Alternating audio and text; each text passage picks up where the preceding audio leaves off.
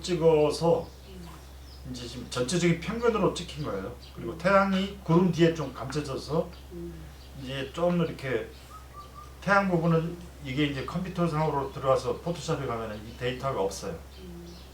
데이터가 영어로 나와요.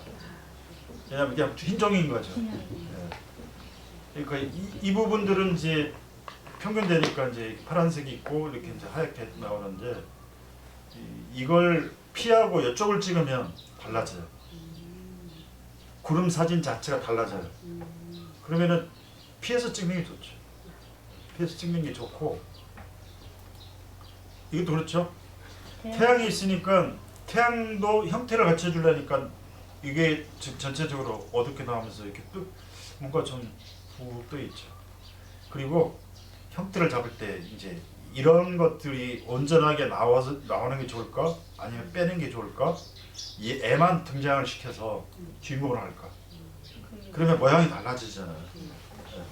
애만 딱 해서 주인공이 딱 되면은 이 형태가 갖고 있는 느낌이 확 달라져요. 그렇죠? 그렇잖아요. 근데 애를 이제 태양 놓고 얘까지 넣다 보니까 그럼 찍었구나 하는 정보가 되는 거예요. 정서가 되려면 정서가 되고 내 생각이 담긴 뭔가 그걸 듣려면은 좀 더 집중해서 가는 게 좋지 않을까. 그렇죠? 이것도 좀 이제 좀 흐린 그림들인데 겹구름이라고 그러던가 하여튼 이게 층층이 쌓여있는 구름들이 원거리에 있는 구름하고 가까이 있는 구름하고 같이 있는 구름 같은데 이런 것들도 좀 이걸 이제 이걸 중심으로 노출이 맞춰지니까 나머지는 다 시커먼 나라가 됐죠. 한낮에 찍었는데 그렇죠? 밤에 찍은 거 같아요. 네? 밤에 찍은 거예요? 그렇구나. 달 찍어서 그렇구나. 그래서 저가 이제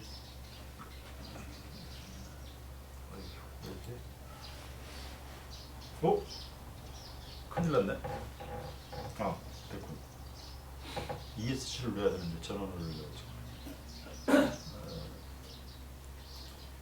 그건 저가 이제 글 뒤에다가 이거 몇 개 올려놨어요. 구름 사진 찍는 거에 대해서. 왜냐면은 구름 사진 뒤에 있구나.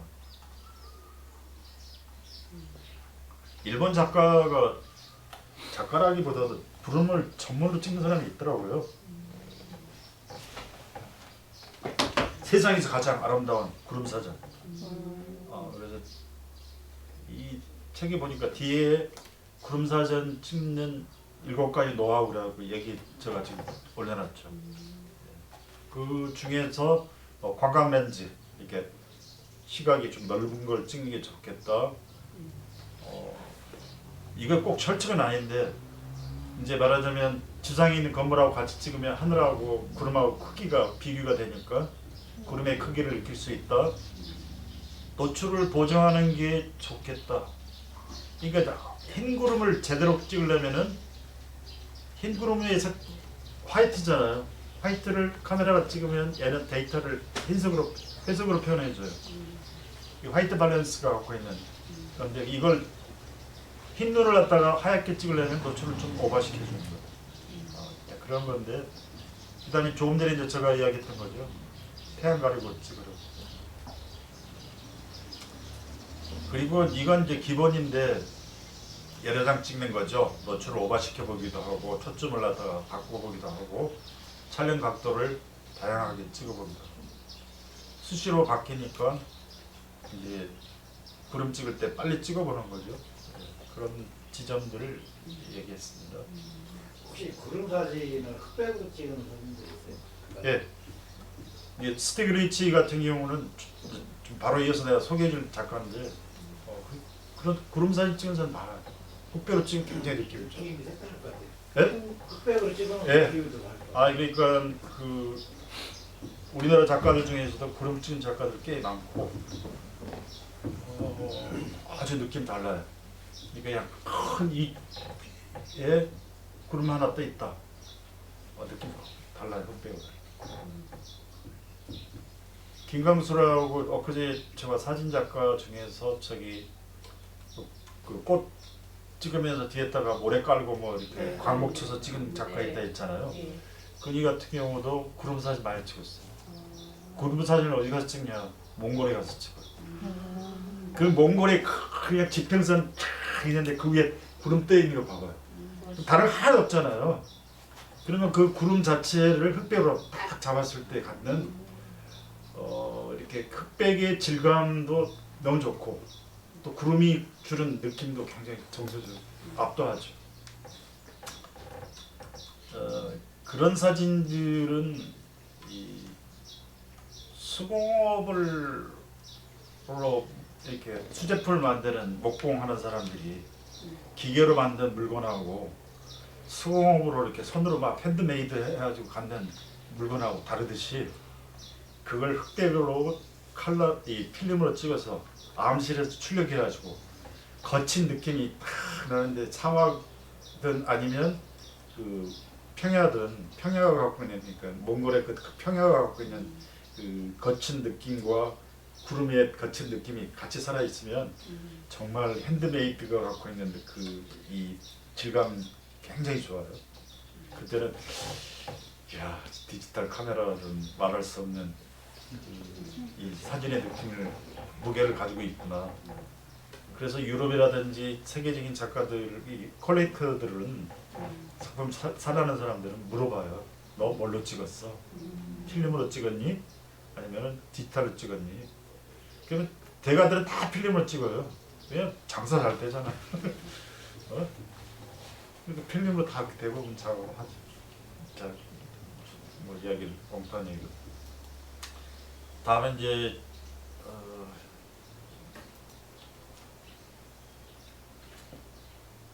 어때요 사진?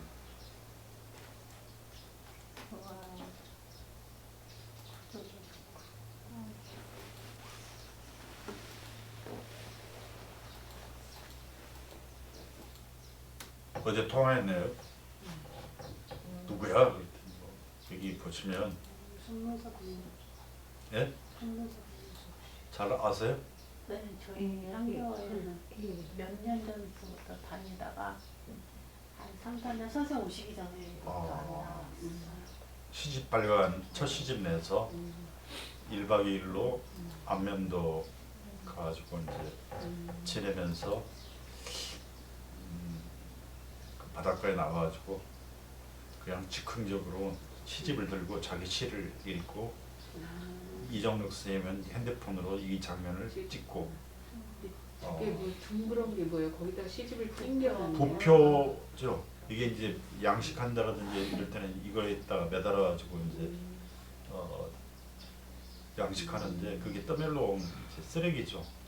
근데 여기 다시 물이 들어오면 이게 떠내려가겠죠. 근데 이제 시를 읽고 자기 시집을 이 부패에 매달아서 물이 들어오면 또 떠내려가겠죠. 퍼포먼스죠. 퍼포먼스인데 이건 전혀 그 어떤 연출을 어떻게 해야 되겠다고 아니고 내가 물어봤어요. 너 어떻게 이런 사진 찍었어? 그랬더니 그냥 뭐 아무 계획 없이 그냥 바닷가에 나와서 찍고 그냥 막 찍고 퍼포먼스 그 사진이에요. 근데 이제 이런 행위를 의도적으로 하는 사람들이 있죠. 의도적으로 하는 퍼포먼스들은 말하자면은 그 순간에 사라지잖아요. 그 순간적인 장면들을 남기기 위해서 사진으로 찍는 사람들이 많아요. 이 퍼포먼스를 그러니까 이 몸에 관한 사진에서도 자기가 퍼포먼스를 했는데 그 퍼포먼스를 갖다 남길 수 있는 방법은 동영상 찍든지 아니면 이렇게 사진으로 남기는 거죠. 이 사진 느낌 참 좋았어요. 왜냐면 바다니까 이 주변이 산만하지가 않아요. 너무 깔끔하잖아요. 그리고 이렇게 단순화되어 있죠. 주인공이 갖고 있는 아우라가 있어요. 헤어스타일이며 네, 엄청나게 못생겼죠. 네, 헤어스타일이 지저분하고 그런데 굉장히 이게 이제 갖고 있는 압도감이 있죠. 뭐 색다른 네? 좀 뭔가 기인 같은 느낌도 있고 많이 아팠대요. 아파갖고 한 7kg 빠졌다니까. 이제 근데 어쨌든 그 느낌이 주는 느낌이 있어요. 그래서 그 시집을 보면서 자기 시집을 읽고 그 다음 장면. 이선 멋있다. 네? 멋있다. 네. 사진 좋아요. 뭐 하는 거야 이거는? 읽고 그냥 읽고 이제 좋아서 뭐로 찍어 뭐 이런 거죠. 네. 뭐로 찍어 그런데 이게 그런 장면인데 뭔가 막 그 사실 시를 읽고 바람이 불고 그러니까 막 머리는 흐트러지고 뭐 또 이 약간 그 이 물이 기울어져 있잖아요. 네. 이 선이 그게 주는 또 불안함도 있어요. 그러니까 이 시를 읽고 시를 읽고 있는데 막 바람 불고 머리는 휘날리고 막 느끼는 그 여기서 오는 좀 불안한 정서들도 있어요. 이제 털어버렸군요. 자기 시 쓴 거 이제 떠내 보내는 거죠. 이렇게 하기 쉽지 않을 텐데 그런 퍼포먼스인 것 같아요. 결혼해야죠. 내용을 알고 사진을 보니까 되게 짠해. 아 그래요? 저는 한 번도 본 적이 없고요. 어제 이제 이정록 씨나 이렇게 이제 언제 만나니 지금 너 사진 좋더라. 누구야? 뭐 이제 그랬더니 시집을 2권인가 갖고 왔는데 내일 모레 만나면 형 주겠다고 그래서 그러고 있는데 그리고 떠나 보내니까 이렇게 바뀌나 봐요. 왜 또 이것만 컬러로 보냈는지. 네, 그렇습니다. 흑백사진이 갖고 있는 느낌이 좋죠. 예, 단순화시키는 거죠. 색에 눈을 주지 않고 이렇게 뭔가 테마에 주제에 이렇게 좀 관심을 갖게 해주는 그런 지점들이 있습니다. 그리고 이제 시간이 자 이거 봐야 되겠네요.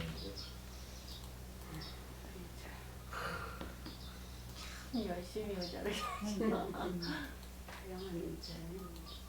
진영 씨 눈에는 의자만 될 것 같아. 사진이 많이 늘었어요. 이 저번에 제가 강의하면서 왜 쓸데없는 게 사진에 들어가냐 그랬더니 대본에 바꿨어요.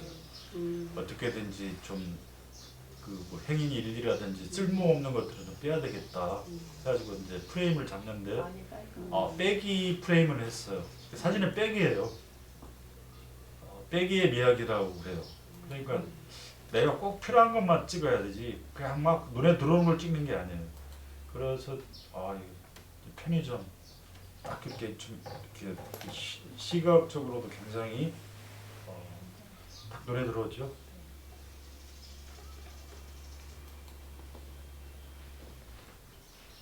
그 맨 뒤에 의자하고 그림자하고 역전시켜 놓은 거 사진 괜찮은 것 같아요. 이렇게 한번 다시 보여주시죠. 뒤에 그림자.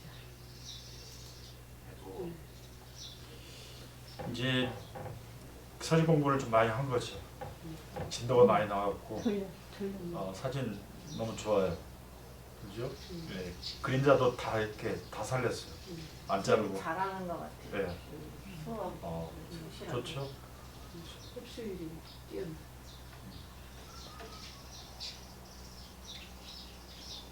뒤집기.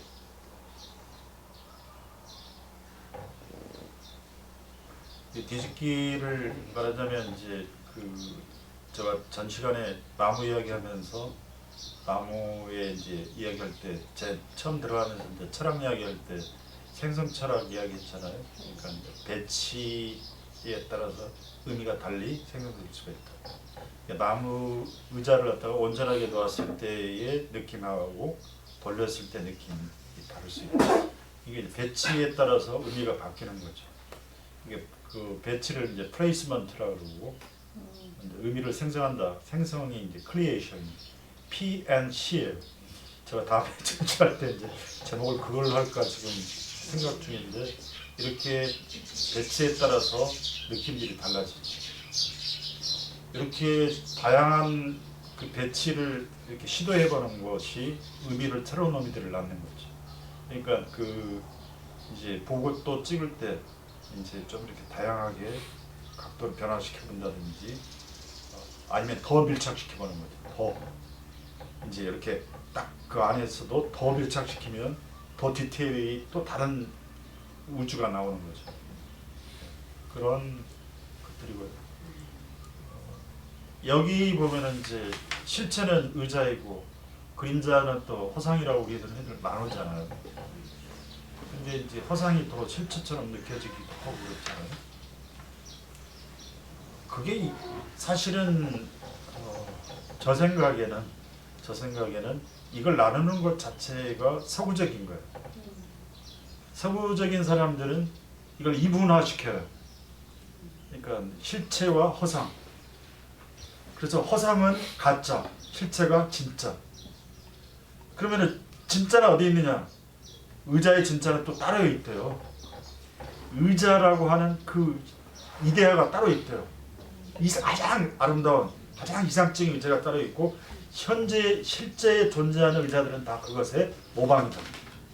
그리고 또 그 모방을 갖다가 다시 그림으로 그린 사람들, 현실에 있는 의자를 또 그림으로 가짜를 만든다. 이게 예술을 믿을 게 못된다. 이게 플라톤이에요. 그러니까 그런 식으로 계속 이 현실을 갖다가 부정시키는 논리라는 거죠. 현실을 부정화시키면 고통이고 가짜고 그러니까 어디로 가야 돼요? 이데아로 가야 되고 이데아에는 누가 있어요? 하나님이 있는 게 기독교예요. 종교고. 그런 식으로 자꾸만 현실에서 관계를 어떻게 잘 맺으면서 살아갈까 이런 이야기가 아니라 이거 가짜라고 허상이고 뭐 이런 식의 이분화된 걸 이제 가지고 있는 것이 서양의 철학들이었던 거죠. 그러면 이걸 이제 우리는 그런 거 없어. 이다 다음 죽고 나서는 그게 아니라 우리가 지금 지금 살고 있는 이 현실에서 우리가 어떻게 관계를 잘 맺고 인간답게 살아갈까? 이게 공자님 이야기죠. 공자님 이야기는 거기가 그러니까 현세를 중시해야 되는 거예요. 제가 생각할 땐 그래요. 그러니까 뭐 의자를 놓고 이건 허상이고 이건 실제고 막 그러면서 이건 가짜고 진짜고 이 사고방식이 아니라 이 자체가 하나예요. 허상과 실제가 하나라는 거죠. 그런 지점들이 이제 우리가 사고방식이 있어야 되지 않을까. 근데 이제 저번에 그 박사님하고 제가 대화를 하면서 이걸 주자가 형이상화가 시켜버렸다는 거죠. 뭐 도가 따로 있고 막 그러다 보니까 그 도가 현실에 있는 게 아니라 또 다른 데 있고 그걸 형이상화 시키면서 그걸 가지고 있는 세계를 가지고 있는 사람들이 주도권을 잡는 양반들이 주도권을 잡는 이런 게 이제 조선시대의 성리학으로 가면서 공자의 학문이 형이상학화 되어버렸다. 그런 이야기를 제가 이제 이 손 박사님하고 잠깐 한 적이 있습니다. 너무 이야기가 의사들을 사진 이게 담배꽁초 그 사진 잘 찍어요. 저번에 우연히 그 이종국 스님하고 둘이 술 마시다가 이종국 스님 불러가지고 같이 잠깐 만나서 제가 카메라 사라고 카메라 이제 살 때 된대요. 카메라 사도 좋죠. 그리고 이제 의자 폴더가 많이 쌓였을 것 같아요. 저한테 보내준 거 말고도 또 있을 거예요. 계속 의자를 찍어보고 또 다양하게 시도해보고 이제 이걸 잘 듣더라고요. 그래서 하고 싶은 얘기가 딱 하나 있어요. 뭐냐면 글을 하나 써봐라. 의자에 대한 수필이든 아니면 시를 이렇게 써보는 것도 좋겠다. 이게 단순하게 그때그때의 의자들이라든지 장면이 나한테 주는 걸 자꾸만 이제 기록하지 말고 이제 의자에 관한 내 생각들을 정리를 해서 거기에 맞게 작업을 하는 거지. 그러니까 지금은 사물이 나한테 들려준 걸 찍고 있어요. 그렇잖아요. 의자가. 이제 그걸 좀 더 진전시켜서 이제 의자에 대해서 나의 생각을 이룬 거야. 그래서 그 컨셉에 맞게 사진을 찍어보는 시도를 해보는 거죠. 그러면 그 전 과정으로 이제 의자에 관한 내 생각을 글로 한번 정리해보는 것도 좋겠다. 말하자면 이제 의자에 관한 데서는 뭐 이제 뭐 조병호의 의자도 있고 뭐 세대 이렇게 개성하는 의자의 것도 있고 또 뭐 이제 그 엄마 아니 그 저 뭐지 이정록의 또 의자도 있고 의자에 관한 시들도 글도 말할 거예요. 그러면 이제 전진영의 의자의 이야기를 한번 글로 써봐라. 시를 쓰든 아니면 수필을 쓰든 뭐 다른 문학 형태로 써서 정리를 해보면 사진도 더 집중점을 가질 수 있을 거다. 그러니까 저도 사진만 쓰는 게 아니라 작업 노트를 항상 써요. 그리고 사진 공부하고 글 공부를 하면서 내 사진을 어디로 가야 되겠구나 이렇게 가는 거죠. 그래야지 내 사진 세계가 있는 거지. 그렇지 않으면 남들 보기에 좋은 사진만 찍는 거죠. 보기에 좋았더라. 근데 보기 좋은 사진 잘 팔리대요. 어제 제가 사진 공부하는 사람 중에 만레이 공부했잖아 작년 여름에. 어제인가 내 핸드폰에 그런 연락이 왔어요. 만레이 사진이 전 세계에서 가장 비싼 사진으로 미국 소theby 경매에서 팔렸습니다. 160억입니다. 이 사진입니다. 어떤 거? 바이올린. 자기 애인의 등에다가 이렇게 첼로가 이게 이 사진이 160억이 팔렸어요. 지금 현재 사진 중에 제일 비싸게 팔렸어요. 하여튼 그렇죠. 근데 뭐 내가 보기에는 그냥 좋은 발상으로 멋있게 찍은 것 같은데 만레이의 작품 세계가 쭉 이어가니까 또 그게 시장에서는 팔리는 거예요.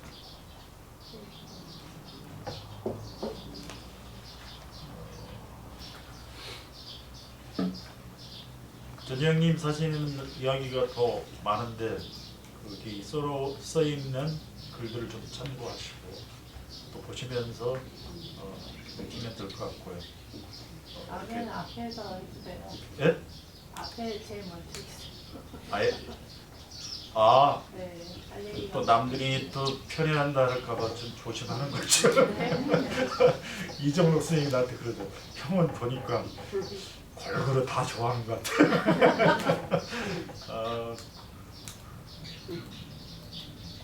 사진 뭐 네 잘 번째, 다섯 번째 사진이 이거요? 아니 그 다음 사진하고 그 끝 사진이 예, 지금 말씀하셨던 그런 거에 좀 근접한 사진인 것 같아요. 예, 좋죠. 예, 이런 사진들은 이제 이런 그림자를 가지고 표현한 그 케르케스의 사진 중에 이렇게 포크 같은 거 그냥 접시에다 포크인데 그게 이제 그림자 포크 있는 사진들도 사물을 찍었지만 사물이 좀 느낌도 있고 또 그 그림자가 갖고 있는 힘도 있고 이게 마찬가지죠. 이 사진도 흑백으로 찍었으면 좀 나았을 것 같아요. 뭐 그럴 수도 있죠.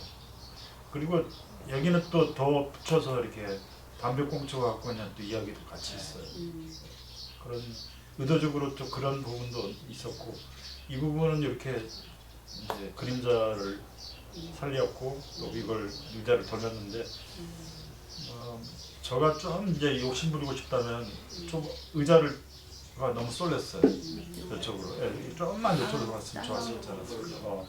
그런 지점들이 있는데 아마 이제 이 내가 뭐라고 할 것 같으니까 이 그림자를 온전하게 다 살렸어요. 그림자 잘라놓으면 이상하잖아요. 그러니까 이제 그림자 다 살리고 의자도 살리고 그러다 보니까 이게 오른쪽으로 한 좀만 더 갔으면 한 1cm만 더 갔으면 좀더 안전히. 상관없어요. 저 같으면은 요거를 모서리에서 모서리로 네. 대각선으로 이렇게 한번 구도를 아 잡고. 대각선으로. 네. 네. 그러니까 대각선으로 찍었으면 또 이제 약간 불안한 작품이 될 수도 있고 그럴 수도 있죠. 아니면 이제 내가 이 그림자의 길이를 좀만 짧게 할 수 있는 방법은 없을까?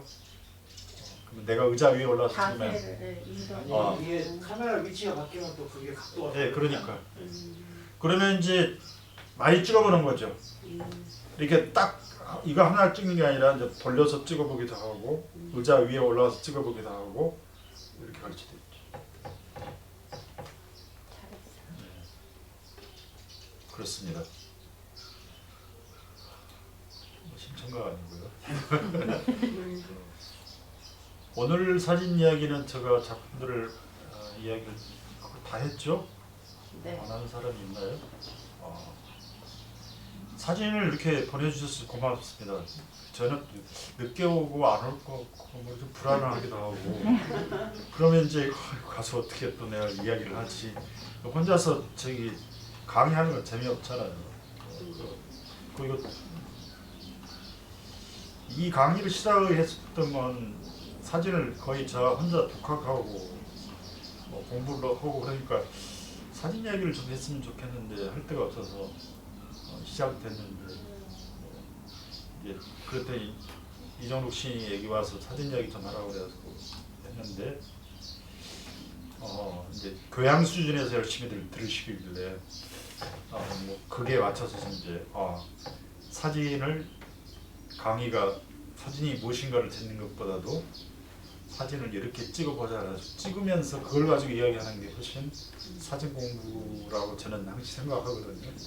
네, 도움이 될 것 같고 많이 찍으시고요. 찍을 때 좀만 더 신경 써주시면 그러니까 이제 좋겠다. 그리고 맛보기로 한 10분만 다음 강의 오늘 사실은 몸 사진 강의하려고 준비를 많이 했는데 이제 할 수 없으니까 작가 이제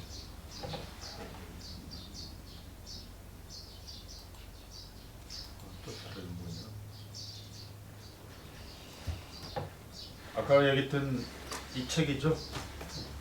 이 책은 사실 필요는 없을 것 같아요. 좀 책이 제가 쭉 두 번째 이제 이번에는 강의하려고 다시 읽어봤는데 책 자체가 좋지는 않은 것 같아요. 네.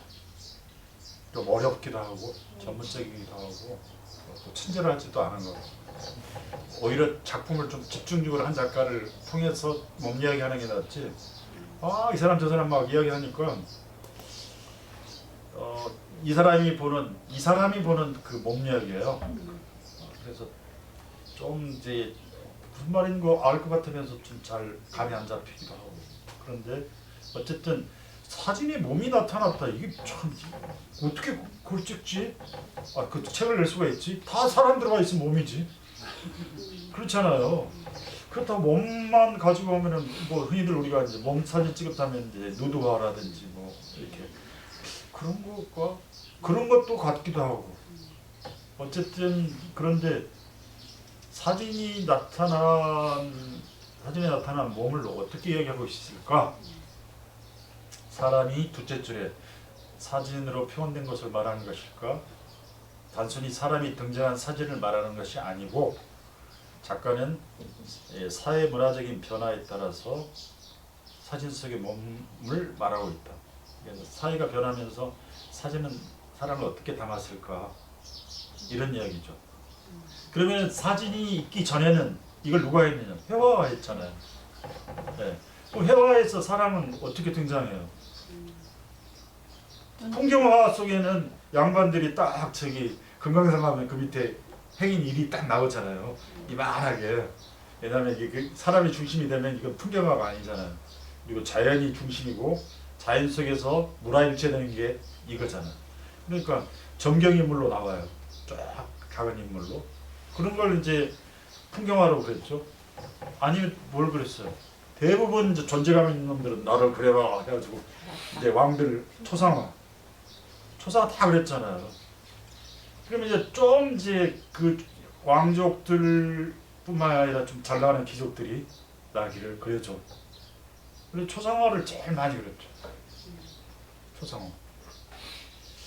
근데 초상화를 그리는데 왕족들이 초상화만 그리는 게 아니라 이게 참 내가 평상시 저 여자애 참 탐나고 욕심 있는데 눈욕이라도 좀 했으면 좋겠는데 이거 사진 찍어 놓을 수도 없고 사진기 없으니까 누드화를 그리는 거예요. 그러면은 예술가가 누드화를 그려서 예술이라고 하지만 사실은 항시 자기 벽면에다가 자기 애인을 갖다가 누드를 그려놓는 거예요. 그러니까 라파엘로 같은 경우는 내가 저기 그 로마에 가서 딱 보니까 자기 그 애인을 갖다가 전신이 아니라 그 상반신을 탁 해가지고 예쁘게 벽에다 그려놓는 거예요. 그리고 자기가 보는 거죠. 그러면은 사실 요즘에 누드 사진을 갖다가 옛날 화가들은 누드화로 그린 거죠. 그러면은 왕족들이 어때요? 어이, 그거 좀 그려줘. 그래서 누드화를 엄청 그린 거예요. 루벤스가 대표적이잖아요. 막 풍만한 그 여성의 누드화를 가장 많이. 그러니까 그 마드리드에 있는 그 갤러리 갔더니 와 뭐 벽면 이쪽 책을 치는 이 벽면 크기로 막 누드화를 그린 거예요. 루벤스는. 그럼 다 귀족들이 돈 주면서 야 그래요 그러면 열심히 그렸죠. 누드화를 그렇게 많이 그렸는데 그 누드화를 귀족들이 돈이 많아가지고 향유할 때 돈이 없는 놈들은 어떻게 했을까? 직접 돈이 없는 사람들은 춘화를 그리면 춘화를 하나 사가지고 돌려보기를 하는 거예요. 춘화를.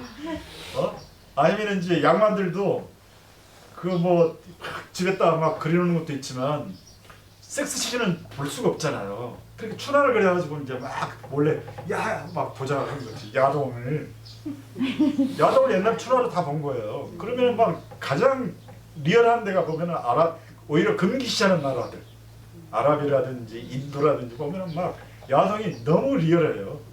더 리얼한 데는 이제 그 오히려 산업화된 그 일본, 우리나라도 뭐 춘화 많고. 그런데 이제 그걸 많이 그렸죠. 많이 그렸고 사진이 등장하니까 어떻게 돼요? 이제 사진 찍으면 되잖아요. 풍경을 찍으면 돼요. 내가 피라미드를 구경했어요. 이거 피라미드를 갔다 왔다 하고 그림을 그렸는데 그럴 필요 없잖아요. 피라미드 앞에서 쫙 이렇게 하면 야 나 갔다 왔어 막 이렇게 되는 거죠. 네. 그리고 이제 뭐 돈 들여서 막 초상화를 그릴 필요가 없는 거죠. 카메라 앞에 가서 딱 하러보지. 그러면 이제 돈이 싸요. 기계적으로 돈이 싸니까 다 어떻게 해요? 사진관에 가서 사진을 찍는 거죠. 현자 씨 아버지처럼 또 네. 동네에 사진관 딱 찾아놓으면 지금도 제일 많이 영업하는 건 인물 사진이에요. 결혼식 사진, 뭐 가족 사진, 돌 사진, 예, 증명 사진, 여권 사진. 그걸 다 이제 사진이 대신한 거죠. 사진이. 그러면 어떻게 되냐? 야동은 다 이제 포르노그래피로 가는 거죠. 근데 이제 이 포르노그래피 그 춘화 말고 누드화라고 하는 것은 이걸 갖다가 어떻게 해요? 그걸 예술이라는 포장을 했는데 관음침과 예술을 포장시킨 거잖아요. 누드화라는 게. 근데 그걸 이제 현대에 와서는 또 화가들이며 아니면 이 사진 작가들이 누드 사진을 찍는 거죠. 예술이라고. 그렇게 넘어온 거죠. 그리고 이제 재밌는 건 화가들이 옛날에는 이제 다 귀족들이 돈 주면서 이렇게 그림 그리라면 그리고 아티스트가 아니라 장인이었죠. 기술자였죠. 그러니까 뭐 그리라면 그리고 그랬는데 이제 조선 후기에 와서도 우리나라에 이제 화가들이 자기 의식을 가지고 그림을 그렸듯이 남들 그림 막 그려주다 보니까 돈도 많이 벌어요.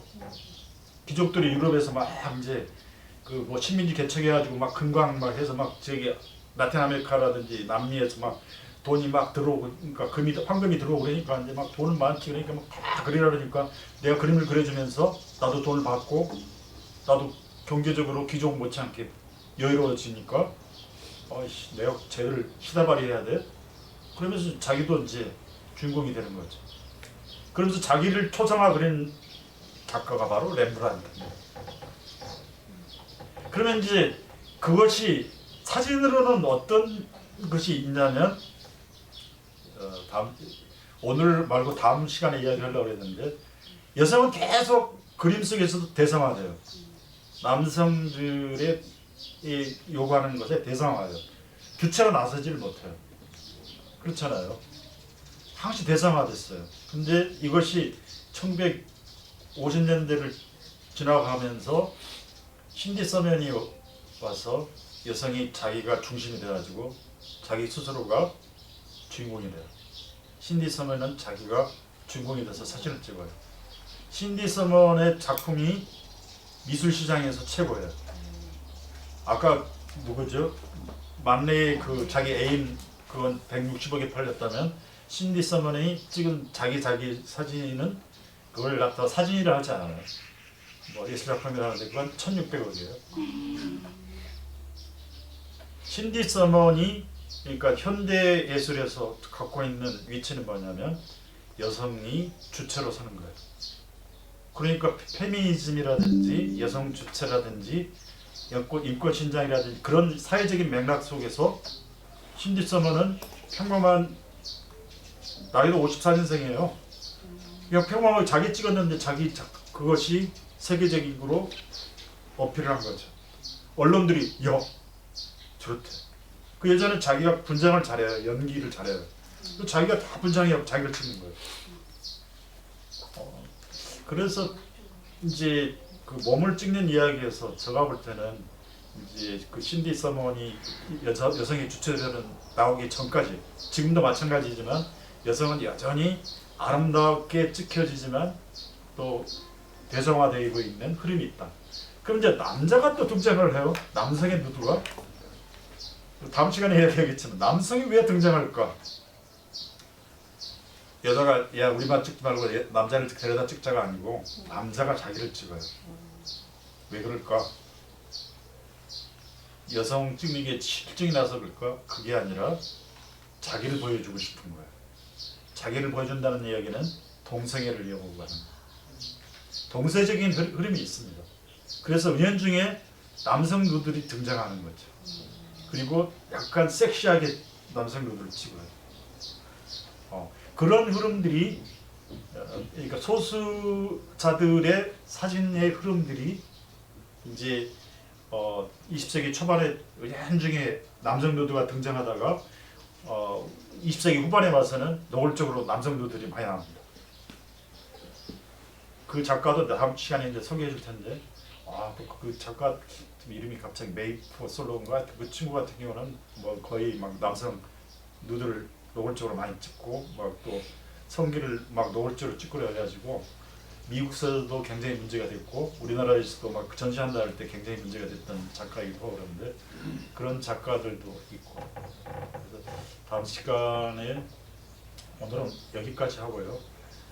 다음 시간에는 이제 20세기 초반의 대표적인 그 사진 작가로 스티글리츠 그리고 스티글리츠하고 거의 이 책에 있습니다.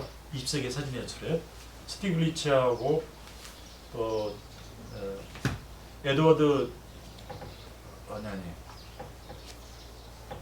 잠깐만요. 지금 이제 제가 이걸 다 참 부지런하죠. 다 이걸 만들었습니다. 근데 다음 시간에 제가 좀 자세히 설명드릴게 이제 이 스티글리츠라고 하는 작가 그리고 그의 아내가 지금 이제 조지아 오키프인데 그 아내예요. 이 사람도 세계적으로 유명한 화가예요. 그 사람 이야기하고 이거 에드워드 웨스턴이라고 하는 이 작가 소개하고요. 그 다음에 그의 애인이면서도 그림을 잘 그렸던 또 이 모도티라는 작가가 있어요. 모도티 그리고 웨스턴, 스티글리츠는 우리 책에 다 있습니다. 보시고요. 그 작가들도 이렇게 그 구글이라든지 이런 데 들어가면은 작가 소개가 잘 돼 있어요. 사전에 한번 보시고 작품들을 이 책에는 그나마 그 20세기 사진예술에는 이 스티글리츠하고 뭡니까 저기 웨스턴하고는 작품이 아주 많이 소개돼 있어요. 다른 사람은 한두 장 나와 있는데 이 사람들은 한 몇 쪽을 차지해가지고 소개해 주더라고요. 왜냐하면 이 사람들이 현대 사진을 개척한 사람들이거든요. 그래서 이 사람들이 뭐 그냥 단순히 이렇게 누드를 찍은 게 아니라 다른 사진들을 오히려 더 많이 찍었고 이 사람들 소개해주고 스티글리츠하고 에드워드 웨스턴하고 그다음에 이렇게 공부를 하다 보니까 이 친구가 굉장히 마음에 들더라고요. 이 티나 모도티 페냐 모더티도 이 우리 작품에 사진 입속에 사진 예술이 있어요. 한번 여기 또 보시면 들어가서 보면은 이 사람의 삶의 과정들을 내가 쭉 공부를 해보니까 영화더라고요. 그러니까 지금 이 모도티는 그 웨스턴의 애인이었고 또 쿠바의 또 혁명가하고 또 나중에 또 애인이 되고 또 러시아의 스파이하고 또 애인이 되고 또 공산주의 운동하다가 또 한 40대 중반에 또 어떻게 의문사로 또 죽어요. 근데 그 사이에 이제 웨스턴하고 멕시코 가지고 이렇게 멕시코에서 사회주의 운동하는 사람 노동자들이라든지 농민들 삶을 막 사진으로 작업하고 찍은 사진들이 굉장히 또 좋아요. 이 여자 사진이 그래서 좀 읽어보시면 참고해 보면 좋을 것 같습니다. 아무튼 오늘 우리 혜진 씨도 저기 메일을 늦게 보내고 소개를 못 드려서 미안하고 다음에 아니에요, 또 하시고 사진들을 보내주셔서 사진 이야기를 많이 했습니다. 그러니까 좀 많이들 찍으시고 다음 시간에 또 몸 사진에 관해서 사진 이야기들을 소개해드리고요. 그렇죠. 많이 보내주셔서 고맙습니다. 네, 6월 달에 또 뵙겠습니다.